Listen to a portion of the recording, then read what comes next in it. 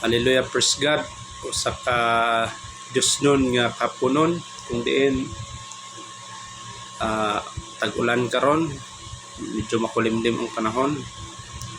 Naanapod ta sa balik trabaho na pod ta, mamanang bakasyon. No? Sama sa giingon nato dati nung nakabakasyon ta, mapabakasyon man o mapatrabaho ta, report na ta sa trabaho, nagapadayon ang kinabuhi nato isip sa kakristohanon, no? Nawala dito, kundi konsistensya busa karong kapunon, nagapadayon usab ang atong pagtuon sa balaang kasulatan, ug nagapadayon kita naga-share sa Word of God, no? Aron masabtan sa atong mga viewers, kasi later on i-upload nato ni sa YouTube. Ang atong tun-an karon may tungod sa makita sa The Book of Revelation chapter 13 verses 16 to 17, or gipadayag kapitulo 13 mga bersikulo 16 to 17. Ang giingon dinhi Revelation chapter 13 verses 16 to 17, ang giingon niya, He causes all, both small and great, rich and poor, free and slave, to receive a mark on their right hand or on their forehead, and that no one may buy or sell except who has the mark or the name of the beast or the number of his name. Hallelujah. Basahon sa nato ni sa Bisaya nga Biblia, sa Bisaya nga translation niya, ingon pa niya maayong balita Biblia, ingon pa niya sa translation niya sa Bisaya, gipugos sa mananap nga mapatikan ang tanang tao, inila og dili inila, dako ug kabos, ulipon ug dili ulipon, diha sa tuo nilang kamot o agtang, walay makapamalit ug makapamaligya gawas ni adtong may patik sa ngalan sa mananap o sa numero nga simbolo sa maong ngalan. Hallelujah. Dalaygon ang buhay nga Dios. So, mga igsoon, kining the book of Revelation was written by Apostle John, no?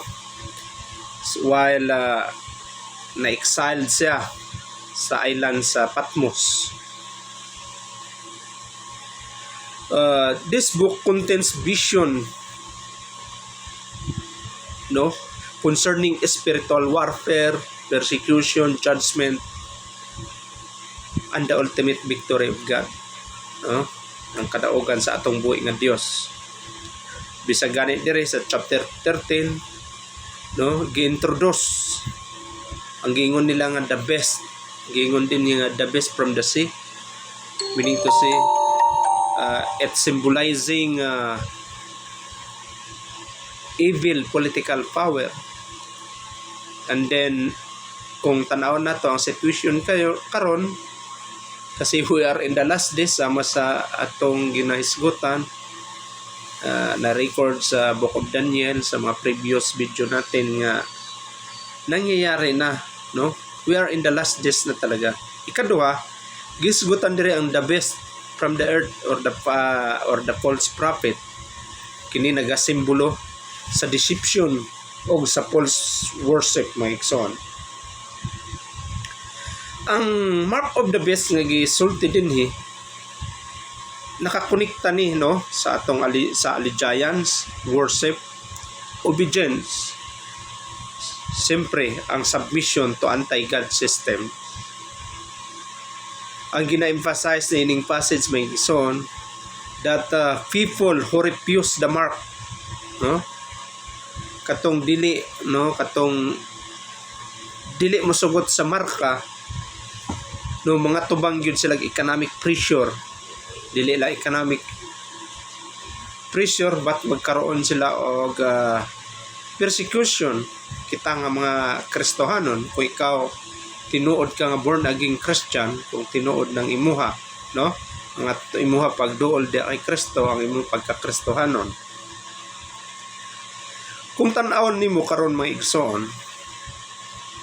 talagang ang kalibutan karon ginatawag nga it's rapidly changing. Talagang dako ang kausaban, dako dili lang kausaban niya but nag-improve gyud ang kalibutan, no? No, daghang gyud na usab sa kalibutan kung tan-awon gyud nimo ang situation, no? Rapidly changing. Unsa to siya? Number 1 is ang digital systems. Digitation na karon actually kung tan-awon nimo sa mga opisina na ang paperless. Bisag sa opisina namo, sa akong gisudlan ni opisina, sige trabahoan, paperless na. Mo na karon, paperless na mga igsoon. Then QR code na. Kung gusto nimo i-open ang mga link sa mga survey na kay pasukan niya pa, naka QR code na siya. Mo na karon, cashless transactions. Ug nahitabo na ni karon nga mga situation. Dati-rati magpadala ka through LVC, alawan, pawn shop, then kanang ATM, bangko, bank to bank sa una. Wala pa ATM siguro sa unang panahon, kundi sa bangko ka mo transact, passbook pa. Then nahimo nga card na siya. Then hanggang sa kasalukuyan, GCash na, no, para mas mapabilis ang transaction, then makahatag og comfort sa tao. Bisag karon, bisag kita ang sistema, magpadala ko through GCash na, pagpadalaan po ko through GCash kasi mabilis siya, no? Din nagkaroon siya og sabi ko cashless transactions, global monitoring, no? Makita nimo ang global monitoring, artificial intelligence, ang AI karon. Bisag gani dili lang ni wala man ko nang anya tanan, pero mostly, no, nagamit na artificial intelligence. Bisag siguro ang nagahimog mga research dia, thesis, although hindi man masama, ginagamit niya ang artificial intelligence, ang AI. Ang uban nagahimo nag-chat GPT para dito himuon nila ang, kung maghimo sila ng mga paragraph kung saan himuon nila. Although nakatabang siya, usay makakuhag idea, nindot na siya kay kumbaga di na ka mag-isip, wala na gastos sa utok nimo kasi comfort na ang kinahatag. Then og makita na to nga naga-increase gyud, no, ang naga-increase ang nahimot ang dependent na, no, sa maong technology. Nagasalig na ta sa bisag sa conference karon through BTC na, no, kanang Zoom, Webex na ginaingon nila, no, pwede na ta mag-istorya bisag video call gani sa Facebook, di ba? Kaya kung bisag abroad ka, mura ka gyapon kanang mura ka adlaw-adlaw ra mo nagkita sa imong pamilya kasi through video call, no, mga BTC ba niya whatsoever. So daghang mga tao magapangutana,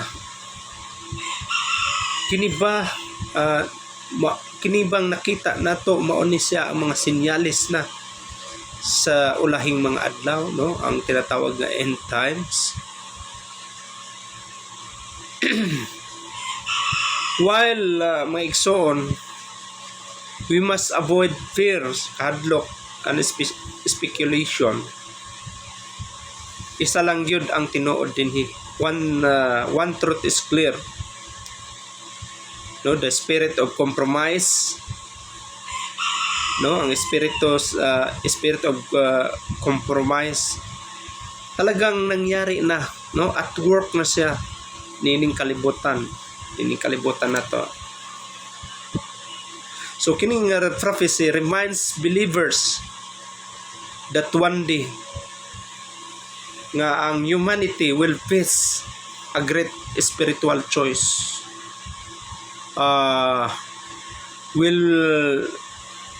Kung kita ba magasunod, no, we will follow God or sundon nato ang sistema ni ining kalibutan. We will follow God or follow the system in this world, mga igsoon. That's why ang topic nako makaingon ko nga, you cannot buy or sell without the mark. So di ba kulba kaayo na dili ka maka pamalit o dili ka kabaligya kung wala kay tatak. Kumbaga wala kay murag tag, murag iro ba nga may tag. So pamatuod nga may nagapanag-iya sa imuha. Di ba pag hayop, pag karnero ba na siya, di ba? Control sa usa ka pastol, sa usa ka shepherd. Kailang kini nga shepherd dili Ginoong Hesus ang gistorya nato kundi anti-God ni siya, no? Mao na ni siya, anti-Christ ni siya. So mo ning pangutana karon, mo ning lisod kasi maapektuhan gyud ang ekonomiya, maapektuhan ang ekonomiya sa usa ka Kristohanon. Kasi lalimang ka dili ka makapalit ug dili ka makabaligyan nito si gutom gyud ang abuton nimo. So you cannot buy or sell without the mark. Una-una, the mark, unsa ba ang mark? Represent allegiance, no? Actually ang issue niini dili lamang teknolohiya, although ang teknolohiya naghatag lang sa mensahe nga may kuan na, so nahitabo na ang mga propesya, no? And we are in the last days na, kasi ingon pa ni sa Book of Daniel that knowledge shall increase, ug nahitabo na nag-increase na ang kaalaman, no, sa tao. Isa gani karon ang makita nato ang previously nga mga gira-gira through missile na ang gigamit, technology na ginapalupad. So diha pa lang napatunayan na. So dili ang issue ani dili lang technology, but ang pinaka-issue ani is about ang atong worship and loyalty, mga igsoon. Ang the best nga gingon dinhi demands total allegiance. Una-una in thought. Ingon niya forehead, nagisgutan dire. In thought, minds, and in action, ang right hand nga gingon dinhi. Ang forehead nga gisulti dinhi, it symbolizes ang atong pagtuo, mga igsoon. Ang atong mindset, ang atong conviction as a born again Christian, isip usa ka Kristohanon. Dahan symbolizes ang action nato, ang atong trabaho, kung sa ang atong ginaliho, ang atong partisipasyon, mo na ang ginasimbolo niya. God has always desired sa duha, both our minds and our deeds, ang atong lihok, may igsoon, ang atong action. Sa Book of Deuteronomy, chapter 6, verses 6 to 8, ingon pa niya, God instructed Israel to keep His commandments on their hands and foreheads, symbolically representing total devotion. Kayang enemy, nag-imitate siya what belongs to God. Hallelujah. Ikaduha, the world system will pressure believers, no? Ang sistema ni ining kalibutan, pressureon yun ta ng mga kaanakan, no? Kita mga born again Christian, kita mga Kristohanon, kung tinuod ka Kristohanon. Kay gingon din no one may buy or sell except one who has the mark, no? Walay makapalit maliban ng kadtong may tatak, no? Tong may mark ka na. So unsay gina-reveal din economic control and pressure. Tungod kay nahibalaan sa kaaway nga ang survival pressure sa mga tao, no, ang survival pressure mo na makakompromise sa tao. Mubitaw ang tao pag gutom na ang tao, ma-observe nimo, usay mawala ng disiplina, usay di kahulat mo pila sa observation na ako, basta kaon na ang tao, no, bisag unsa ka professional, no, basta kaon na dili kahulat mukhang gid na ratsada gid na siya. Walay obserbisyon ko dili tanan, but nakoy ilan lang nga nakita mawala ang pagkadisiplina na bisag to mga na abtan og mga bagyo sa una, tong bagyong Pablo na observe na ko kay nakauban ko dito pag distribute sa ko nakita gyud na ko ang tao bisag ang hilaw nga bulad ginakaon na tungod sa kagutom. So nasabtan nato na kay siyempre survival god. So mo nang nakita sa kaaway. Usahay moingon tungod kay naa na just follow the system. So just compromise a little, okay lang na, basta talagsa lang. Then usahay makaingon ang uban man gani nagahimo ani gawin din natin siya gani naginahimo gani na usay ganun ang statement nato comment.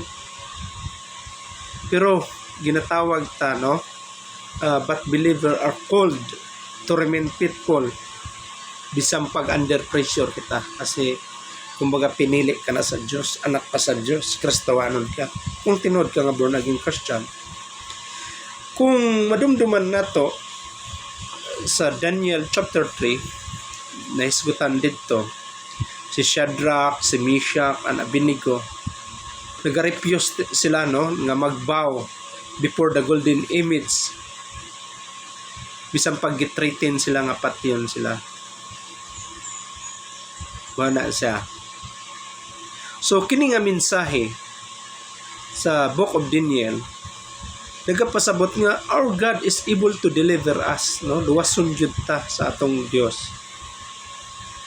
Ang gihulat na lang kung unsa ang panindigan nimo, no, may solusyon ang Dios ni kanunay.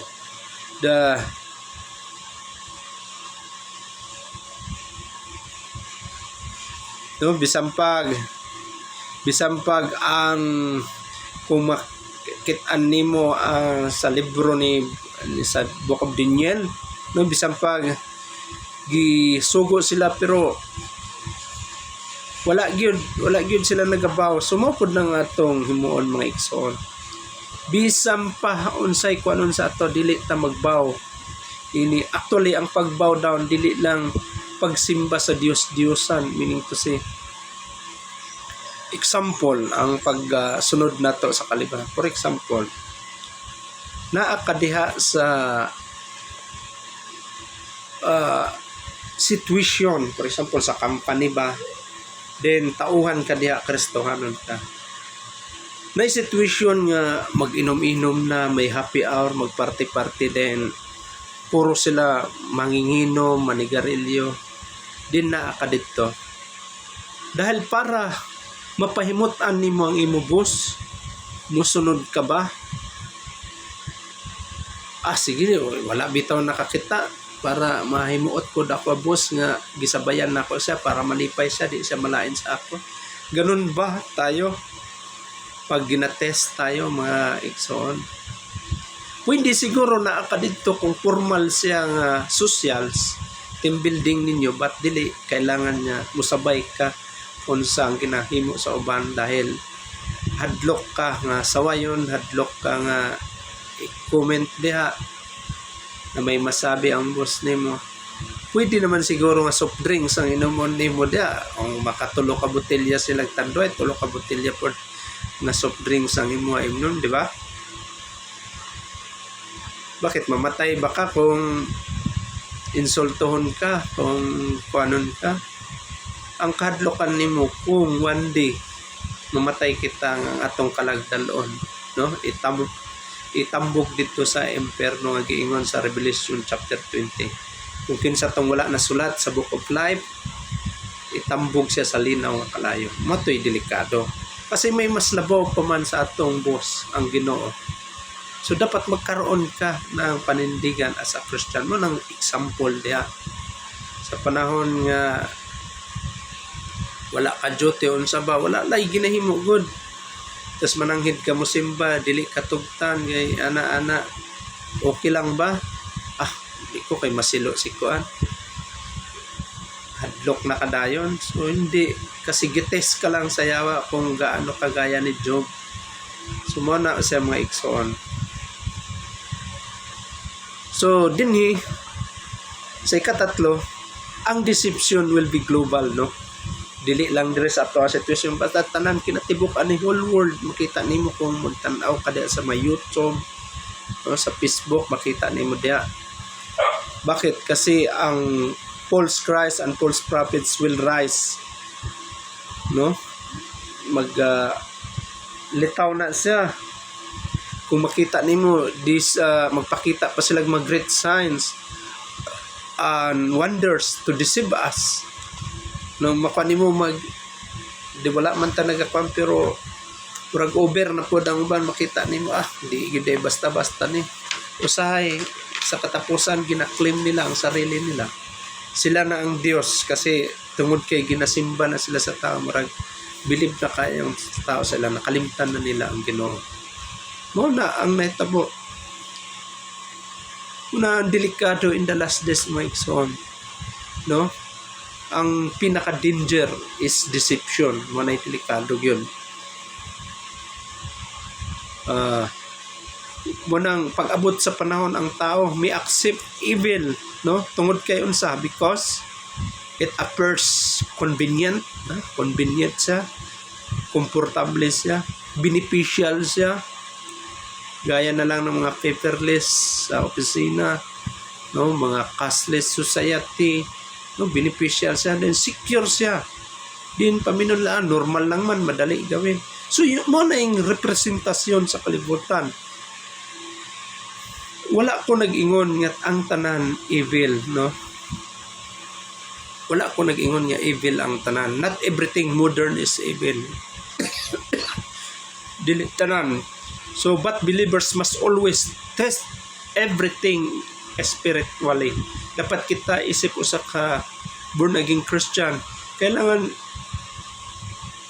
kasi na ang Holy Spirit sa ato, dapat i-discern nato kung kiniiya ba sa Dios. Ingon sa 1 John chapter 4 verse 1, ingon niya, test the spirits whether they are of God, no? Kailangan i-test sa nimo siya. Ug sa Bisaya pa ingon niya, usisahan ninyo kung gikan ba gayud sa Dios ang espiritu, nga anaa kanila kay daghan ang dili matuod nga propeta nga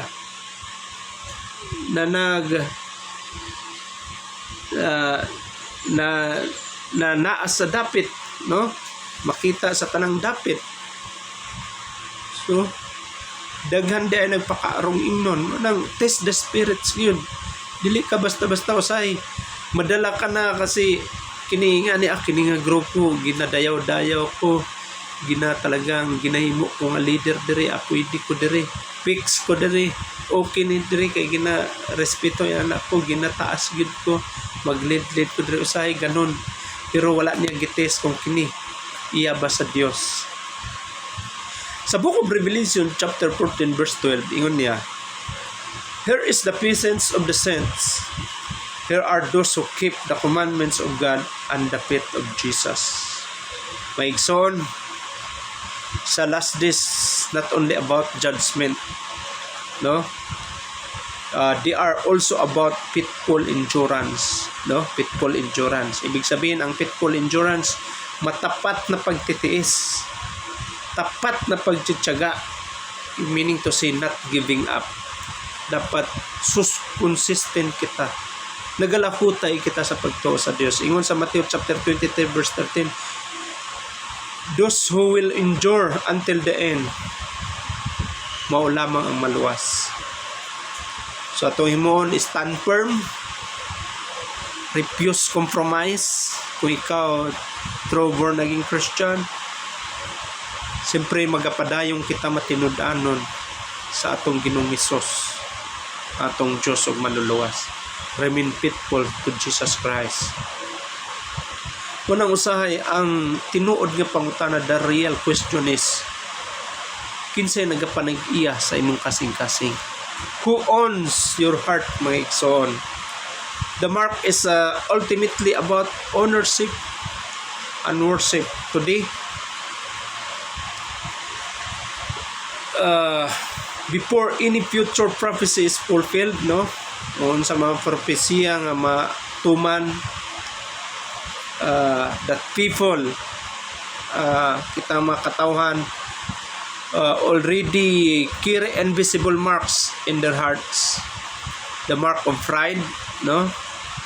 Mga katawhan karon unsang ginadala nga nanay invisible mark sa ilang dili sa forehead but sa ilang kasing-kasing, the mark of pride, no?